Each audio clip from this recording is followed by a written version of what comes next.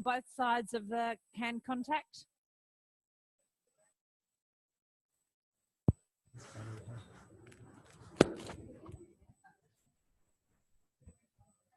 So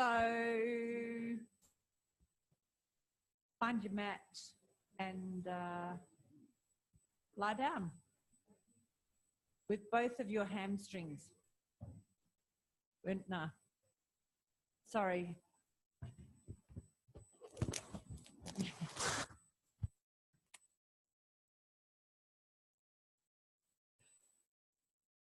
I'm happy the aims and AMETs are starting to appear on the whiteboard, so feel free to fill it up. Chock-a-block. There will be no handwriting forensic work to find out who wrote what.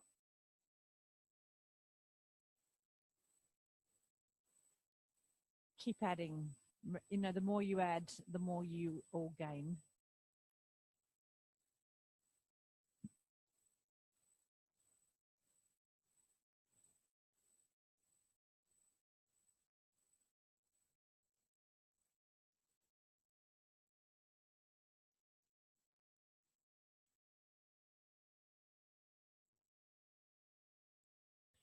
And how are you as you're lying there?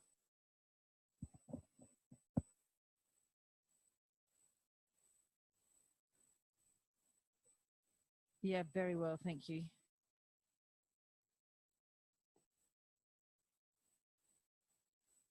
There's so many habits associated with that question. Yeah, not bad.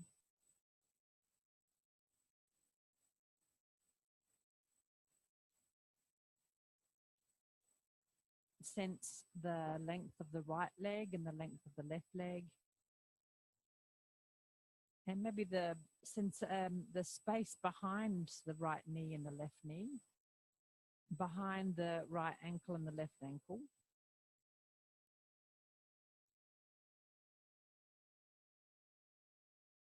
How the back of the right pelvis contacts the floor compared to the left, and the space underneath the small of the back.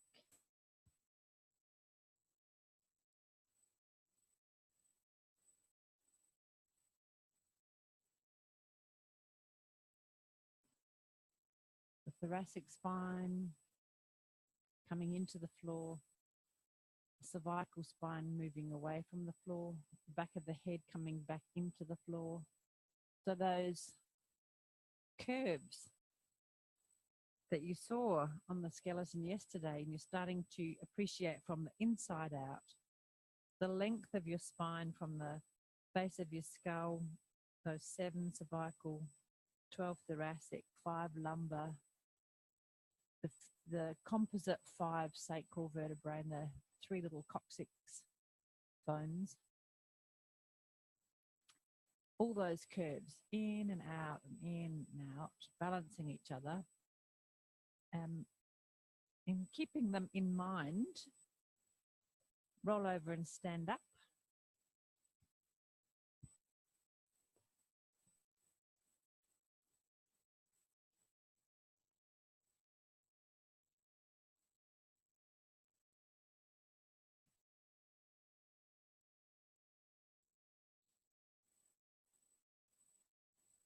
And imagine that you are a lawn bowler. Lawn bowls. So there's a sport you could say is very popular amongst older people, particularly in plastic. And you're going to bend over as if to bowl a ball. So it's different to cutting the grass. So you're still going to go low. So how do you lower yourself so that your hand goes close to the ground and you could bowl a ball? And what are the kind of movements? So, you know, you don't have to be proficient. I'm not filming you. But how do you lower yourself for this very different function? Where do your eyes go? How do you stand back up again? Did you win? Of course. I'm so non-sporty. We have this little, do I win? Did you get close to the kitty? Are you playing bocce? Oh, you did. Isn't bocce through the back of the hand, or is that petanque? Ah, God, these are religions. You should care. And you're right-handed. You're bowling with the right hand. You put the left leg forward or the right leg forward. Did you try both? Like, who knew? If you had to, create the game, and then could you play with the opposite hand? And now go ahead, keep doing any of those options and slowly. And can you track the curves of your spine? Okay, so you've got the, sacral, the lumbar, the thoracic, the cervical. So is that too much detail to track? Do you have to track kind of the, the overall quality of your spine? How does that work in your mind's eye? If I put little illuminate things that illuminate, yes, things like that, on each of your vertebrae. Which cheeky, was that Julie cheeky or Kwan cheeky? The two of you over there are the number one and number two cheekies in the room, as you know, as I've told you many times, in case you didn't know. That's why you're my favorites. But of course I don't have favorites. What's happening with your spine? How do you know? Because it's through space. It's so dynamic. And is it lost in space? How does it change or not? Okay, leave it, rest on your back.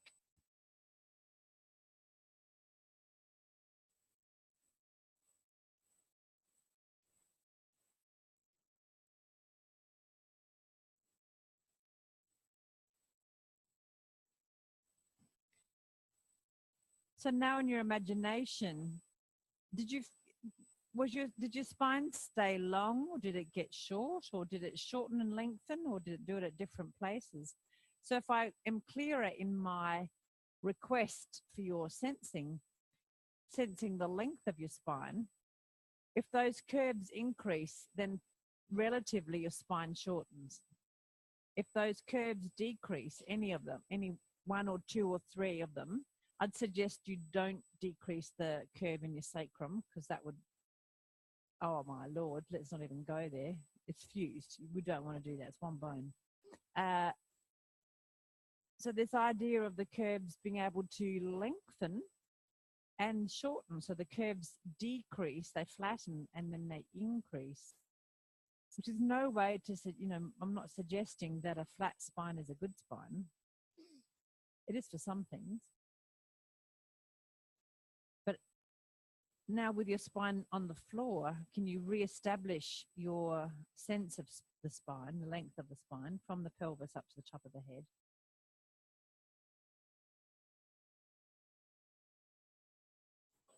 Bless you.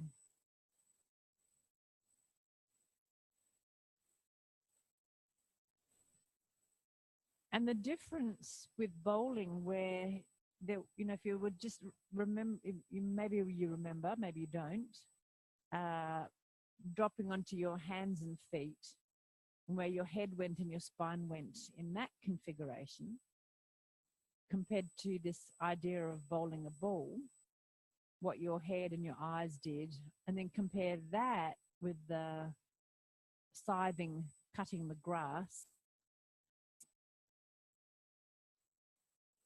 All these amazingly different shapes, this incredible mobile spine that we have. And by not weight bearing on four limbs, how much more mobile our spines have become. Roll back onto your side and up to sitting and then standing.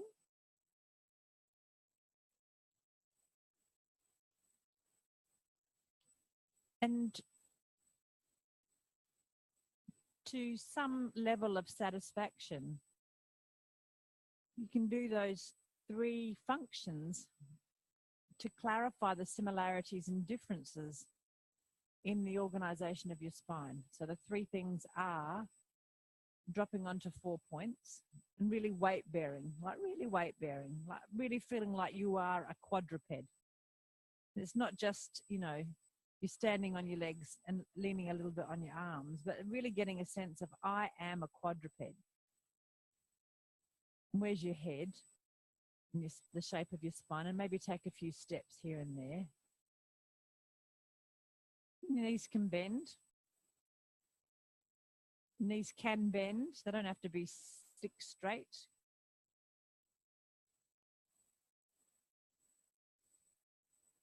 That's good. And then morph into the grass cutter. How does that change your eyes and the shape of your spine to now no longer being a quadruped, but a biped that works horizontally close to the ground, and now morph into a lawn bowler? This is the evolutionary process, right? This is Darwinian.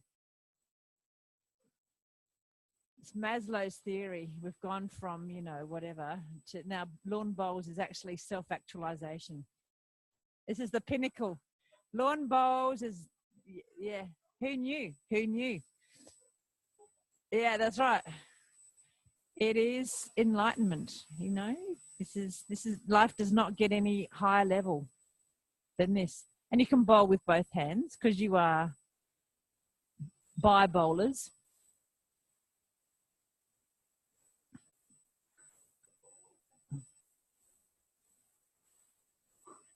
Good. And again, the difference is there, the similarities and the differences. If we drew the Venn diagram, you know, there'd be the intersecting pieces. Lie on your back for a nanosecond.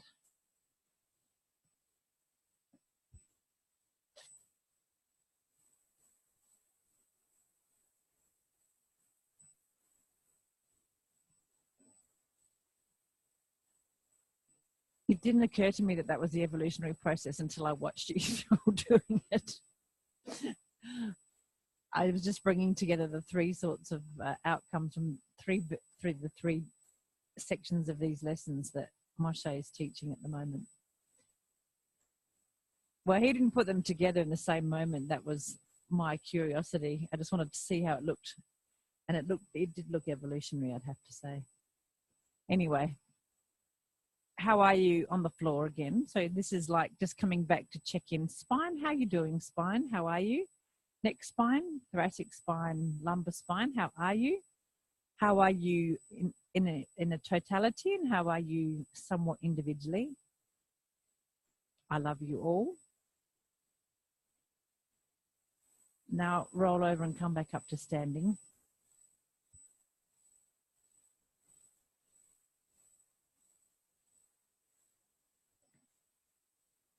And lower your hands so that you can take weight on all 4 points. And where are those 4 points today? So what's the distance between your feet and your hands, and between the two hands and between the 2 feet? And where's your head? So let your head really hang like gravity. Just let it hang. Your hair just, and your eyes can just roll into your hair. Yeah, sorry. Richard, sorry? Where it's comfortable. Yeah, so bend your knees enough so that you can really feel like you can take weight on your feet. I thought you were looking around because you couldn't let your hair hang down. Gravity eventually will pull it out, pull it down. And now slowly lift your head as if you want to look. And go so slowly that you can track the change in shape of your spine. Now, is it just that you increase the arch in your neck, or does the change happen in your thoracic spine and the lumbar spine and in your hips? And rest when you need to. This is not a torture. And next time you lower your head, could you lower your head with this idea that your spine could round so that there's only one curve? So what we'd call a C curve. Looking from the side of you, your spine makes a C. And then as you lift your head, that your spine kind of flattens into no curve, into like a straight line. So therefore, the lifting of the head, if it just happened in your cervical spine and your neck, then your neck would arch. So could you find a way that your spine goes longer as you lift your head, kind of flat, and you get this kind of table effect?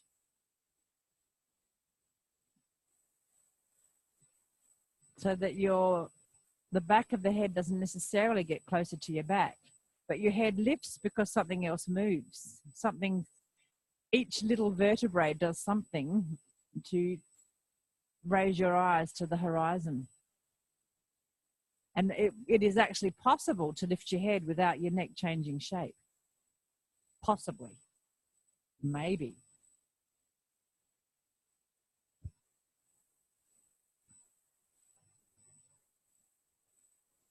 Come back onto your, he says something really, he says several things extremely rude in the course of these two, but he teaches us a series of 3. Just rest for a minute. I can see you'll want to rest because you've all stopped. And I'm not going to say it while you're looking at me because it's socially unacceptable, actually. He is so naughty. So naughty. But it's not naughty for him because he doesn't care. You know, let's just say the conversation's a lot around the anus.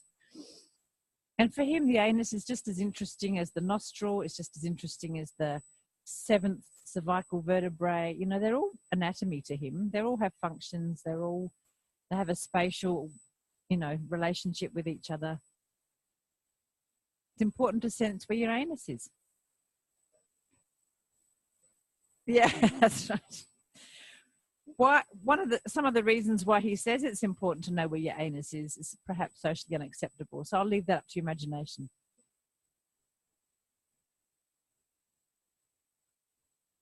Come back up onto your 2 feet and then your 4 feet. So as you get this sense that when you round your back, your nose and your anus go more towards each other as your back rounds, so with that C curve. So your tail kind of tucks under. And then as your nose is lifted, your anus is lifted at the same time. So yeah, that's it. So you're not looking at each other's butts in front of you, but if that's what you're kind of showing. And just remove all sense of function around this. Just think about your nose and your butt going kind of away from each other. Yeah. And then is there a point when your head lifts and you could, there are several things. This makes you, when your head lifts, you know, the world will open. But let's say, so some of you are already standing up, so that's a nice evolutionary thing. Let's say you don't want to stand up to look around like a meerkat. You want to take off like a sprinter. So change your orientation, the timing of straightening your back, so that as you lift your head, there's this sense of it propelling you forward. Where would your eyes go so that as your head comes up, it makes you want to go forward? And then does that make you want to be a little bit more asymmetrical in your legs? So one leg might want to go behind. You can see why we just did that bowling action.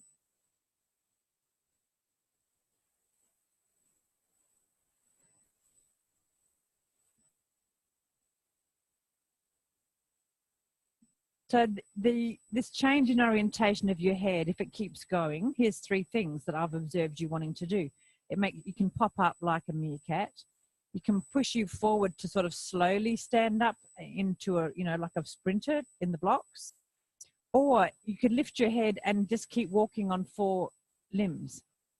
So it takes you forward but not up. You see that I can see the 3. Can you feel the 3? Sense 3? That you could go straight up, you could go up and forward like a sprinter, or you could go forward and stay on all 4s. So You could go back. You could go back into a squat. Yeah. If your head doesn't keep going up, vertical. Yeah. So take your head in those 3 different orientations where you really feel like it's the movement of the head, not in the cervical spine, but in the spine itself, that could take you into 3 different actions. And do them, like move forward. One is moving straight up, so there's no forward. One is moving forward and up, and then one is moving simply forward. And when you do the forward one, are you taking a step both sides together, so your left hand and your right hand, your left hand and your left foot together, or are you going into the diagonal? You can do both.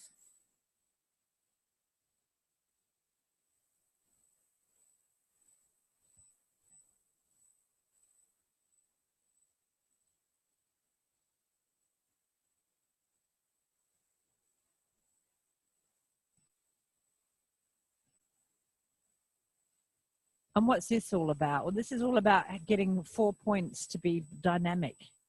You know, like you can be a table with 4 points. And this is finding the dynamic qualities, the possibilities of coming up onto your feet and your hands. So it is actually evolutionary in that sense. Good. Leave it and line your back and become amoeba, the origin of the species. Our educational director in our training program was famous or infamous for doing this kind of evolutionary dance where he did start off as an amoeba and then worked his way up. And it is, you know, it's an evolution with gravity as a reference.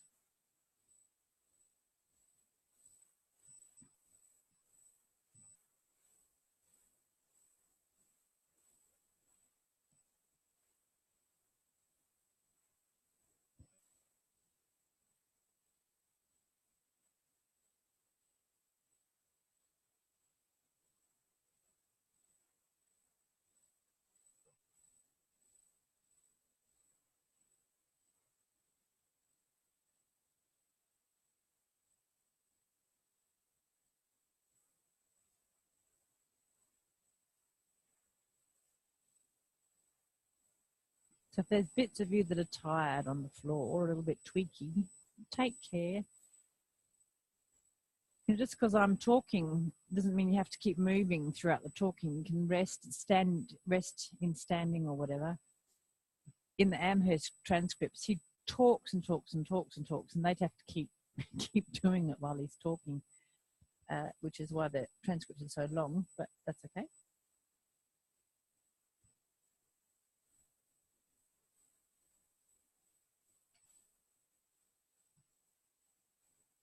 Come back up to standing on 2 points and then 4 points.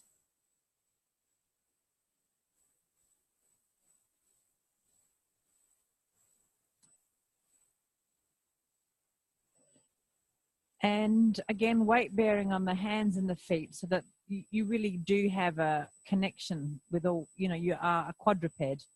And again, in this position, I'm not so much thinking from the head initiating the movement, but can your belly really hang low? And that the belly hanging low does go with the head, the eyes lifting and the butt lifting. So it's not the bum, it's the anus that actually goes towards the ceiling. There's something in the pelvis and the hip joints. It's not like the pelvis moves a lot through space, but your back kind of goes into a C curve and then reverses out. And when you go into the C curve, your belly can really hang. That's it. Okay. Now, with that idea in mind, that you can turn around your hip joints a little bit, contemplate the space between your right foot and your right hand and the space between your left foot and your left hand, and find a way where your pelvis is still free to move. Could you take the weight off your left foot and direct your left knee a little bit into the space between your right hand and your right knee, right foot. And just, yeah, like it's got to bend there a little bit. And it's the knee that goes in. What happens to the back of the left pelvis? Yeah, so you can keep going down and find a way that actually you could bring that whole left knee to the floor between the right foot and the right hand. So there needs to be a space there. And how could you twist in your spine? So you're standing on the right leg and the right foot, and the left knee comes to the floor between the right foot and the right hand. And there's something about the twist and the lowering of the pelvis, and where do the eyes go? And then you may find you end up sitting on your left pelvis. You may or may not. Yeah. And now find a way to twist back up again. And then find a way to twist back down again. And you can keep your two hands on the floor, because we know you can do that position, because that's one of the variations in the twisted bird thing, right? Who knew, smart aleck that he is. And then twist back up again.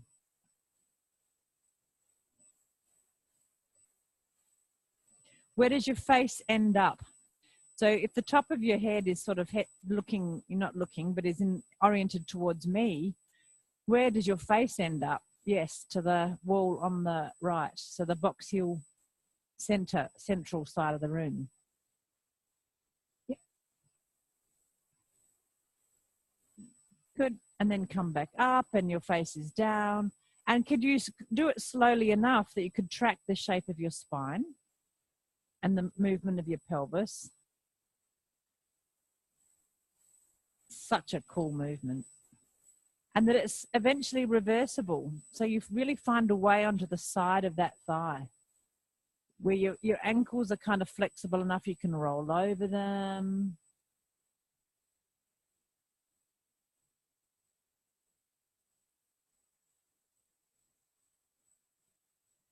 And your head can go down and the pelvis goes down. And then to kind of counterbalance each other, the head comes up as the pelvis goes down.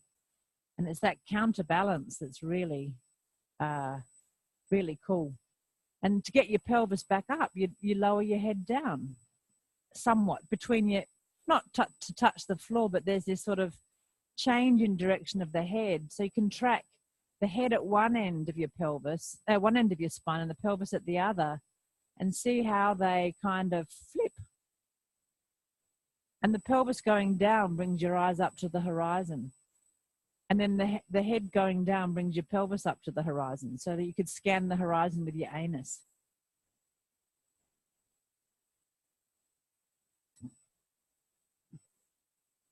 Another, yeah, and thank you, Kevin, another life skill.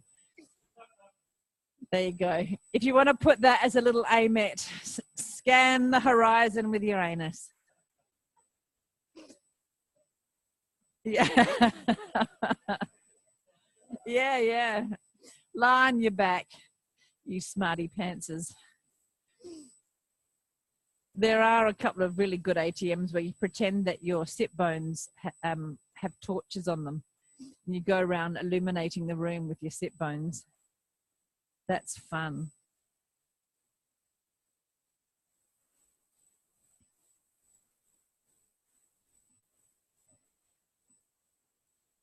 But, his point is there, isn't it? You have to know where these things are in order to orient them properly.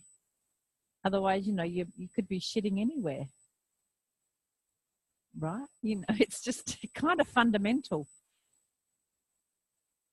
The aiming. And, some functions are taboo and some aren't to talk about. So I certainly wouldn't talk like this, with a public class that I didn't know really well.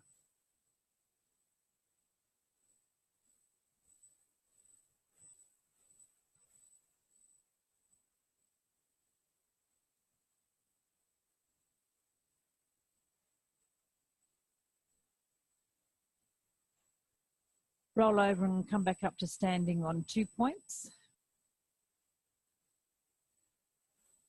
And then 4 points. And do again that movement, thinking about the timing and the change in orientation and the movement or the manipulation, if you like. So all of those elements, as you use that initiation of your left knee going into the gap and that change in orientation of both your anus and your nose to sit down on the floor and come back up, and do it once or twice just to be clear.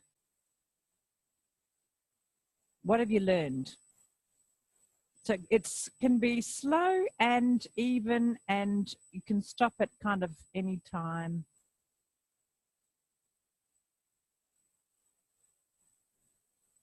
And then how you kind of fold your face down to bring your pelvis up, head down. Yeah, that's it. And then next time you're up on all fours, find a way that your right knee could go in the direction of the space between your left foot and your left hand. And then your head comes up and you find yourself sitting on that side. And do that a few times to your satisfaction. And your ankles and your feet can swivel. You can pivot over your feet. And you kind of spiral down. So here's where the ubiquitous business about spiraling comes in. This is what my colleagues think that I spend my life doing, spiraling. Can you feel that kind of spiral? It's so beautiful. Like, to explain it is so complicated, but to watch it is delightful. It's so complicated, but you'll make it look so simple. This spiraling down. But then what's going down? Because your head's going up and then your pelvis spirals up and your head goes down. And really find a way to rest in that side sitting so it's quite clear you're in the twisted bird position. You know, you can look around the horizon in that position. It's a real repose. And then you kind of had your feel there and you want to flick up, your head goes down, your pelvis goes up. And then you really want to scan the horizon on the other side. So your pelvis goes down and your head comes up. And, it's access the horizon on the right. Breathing. Breathing, breathing, breathing, breathing, breathing. Now, increase the timing. Could you find a way where you can kind of flip from one side to the other? And your pelvis doesn't go that high. It still lifts up. But it kind of just, your head goes down, your pelvis goes up, but it's a smaller movement. And you can just flip. And the two hands can stay on the floor. And you can come to rest. And it's the possibility is that it's reversible. It's a possibility. You're a work in progress.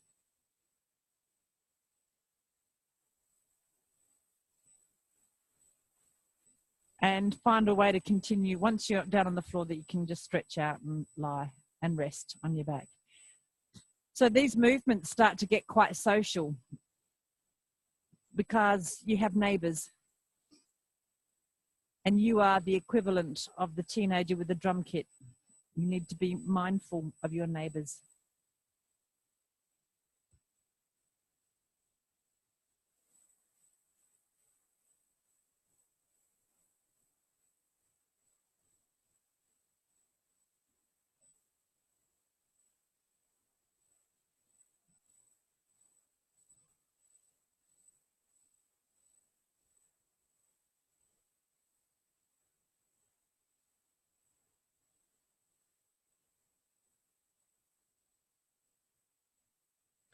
So for a lot of us, it's disorienting when our head is lower than our bum, our pelvis.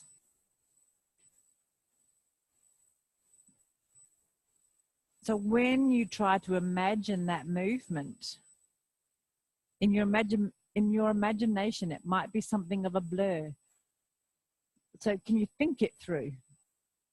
Now, it's hard to think through because it is so complicated. When you get it, it feels so simple and organic. When you get it, that sounds like there is an it to be got, but, you know, language. Think it through again. You're standing, you're quadruped, you're standing on 4 points. Your head is somewhat low. And then you, with this idea of your left knee going through the gap between the right knee and the right foot, sorry, and the right hand, your pelvis starts to drop, and it's counterbalanced by your head coming up. And it's like that left side of your pelvis just wants to go down to the floor because your eyes want to come up to the horizon. And so you're pivoting through your spine. But your spine keeps this length. If your head is jammed back with a lot of curving, you can't do it.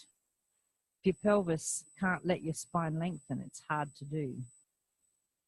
So you end up side sitting with your hands on the floor, and your eyes are free to scan the horizon. And then to do the opposite is the opposite, right? Your head drops down with taking your spine with it, the whole spine, and your weight shifts from your pelvis more to the knee and the right foot, and your pelvis spirals up and your head goes down.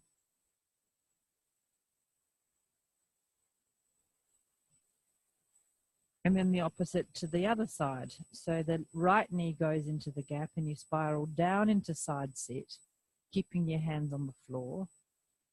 And then you drop your head down and your pelvis goes up and you back up.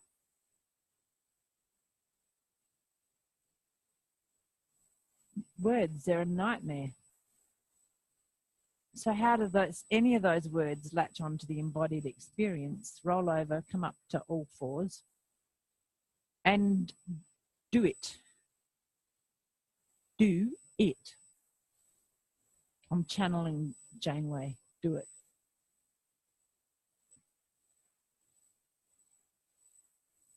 Start off slow. Now, if you insist on staying on your toes, then it can't happen. So somehow or other, you have to lift that left foot off. You can lift the left foot off. Lift the left foot off. When the left knee is going in, just lift it off. Get it out of the way. You know, it doesn't have to, you know, go a long way hard, but just stop weight bearing on the left foot.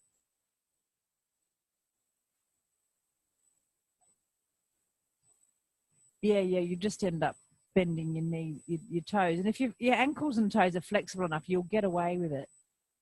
But so your foot doesn't have to travel through space, just get it off, stop weight bearing on it is the point. There, that's it. And then back up you come. So which means conversely that your right foot maintains, it doesn't have to stay glued weight bearing, but it needs to go back into a weight bearing position to help you. Now see, the words are getting in the way and the words are making people overthink. So just spiral down. And end up facing the side wall. If you face the back wall, then your ankles have to do even more tricky stuff. And now increase the speed, the timing, so that you can just go down and up and down and up. And then I would advise you to make it fast, and you can almost hop. It's almost like you can be airborne. But keep your hands on the floor. Yeah. And use your head. So the head drops and lifts and drops and lifts, and the pelvis does the opposite. Wee! Wee helps, like wee! Bloop. Bloop. Bloop. That's it. Rest. You are now officially frogs in the evolutionary chain. You've reached the amphibian stage. Congratulations. You have your frog certificate. So go back to being a tadpole. Regress. Tadpole becomes amoeba. amoeba becomes log. That wasn't in the original protocol, was it? Okay. How are you lying on the floor? The length of you. So this beautiful spine that you've got that can do so many things, connecting the head, you know, the head bone to the bum bone, connecting the nose to the anus.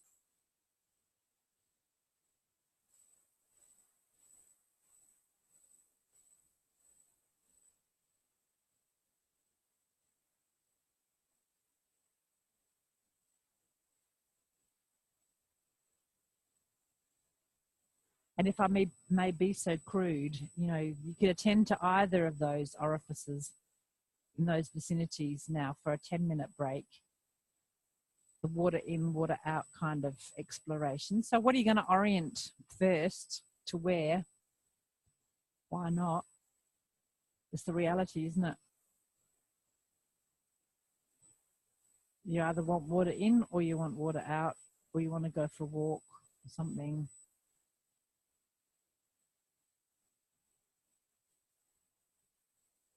We've, you know, those of us who've had sons had to teach them, you know, how to aim. Never been taught, still doesn't know.